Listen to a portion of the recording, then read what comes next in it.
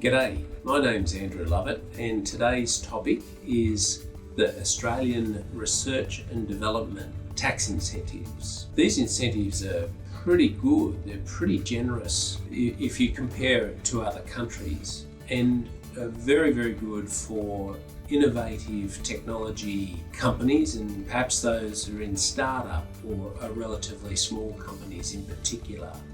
Under the research and development incentives, a company that has a turnover less than $20 million that spends more than $20,000 on research and development could get up to 43.5% of their R&D expenditure back in a cheque from the government.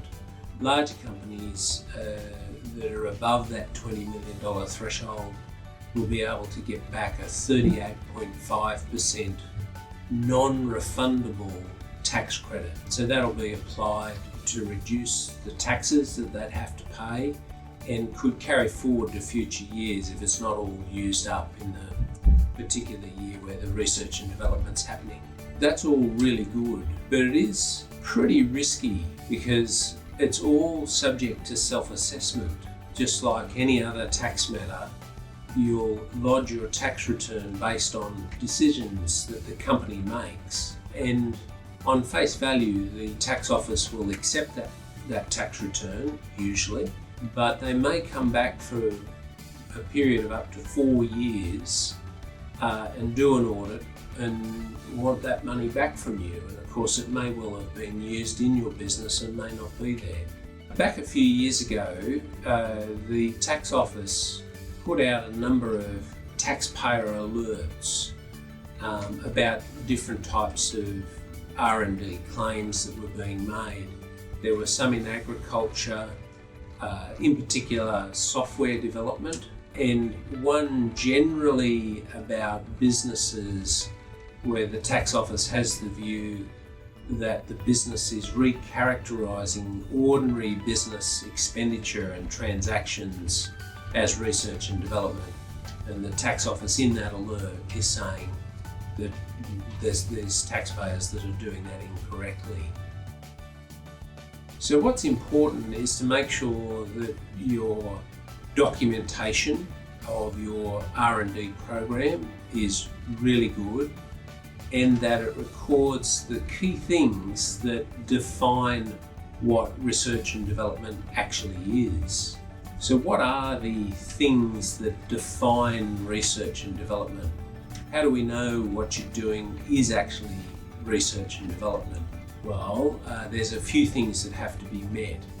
First of all, the purpose of the experimentation in the research and development activity must be the gaining of new knowledge.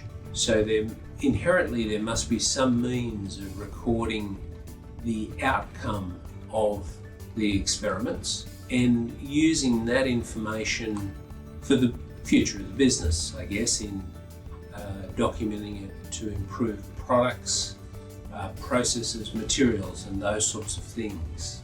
Secondly, the outcome of the experiment must not have been able to have been known before you did the experiment. So an industry professional would not know the answer to the question that's being checked out in a particular test or an experiment. The R&D activity must be based on the principles of science. So it has to be a technical area. It has to be based on evidence and objective principles. There needs to be a bit of skepticism about the process, and it must have a robust control over the process. They're really important parts of the ethics of science, and of course it should use scientific laws and formulas and mathematics.